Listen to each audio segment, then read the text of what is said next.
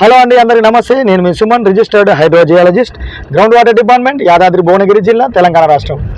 మనకు బొక్కలు ఇరినాయి అనుకోండి, బొక్కల డాక్టర్ దగ్గర పోతాం. కళ్ళు సరిగ్గా కనపడతలేవు అనుకోండి, కళ్ళ డాక్టర్ దగ్గర పోతాం.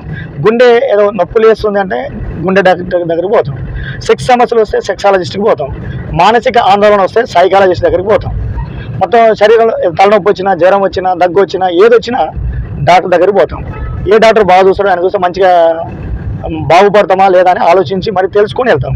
జస్ట్ డైలో కూడా డయల్ చేసి నెంబర్తో మాట్లాడి అపాయింట్మెంట్ తీసుకొని అడ్వాన్స్ కట్టి తీసుకొని వెళ్తాం. అయితే మన శరీరంలో ఉన్న అవయవాలు ఏది సరిగ్గా పనిచేయకుండా ఇబ్బంది వచ్చినా డాక్టర్ని కలుస్తాము.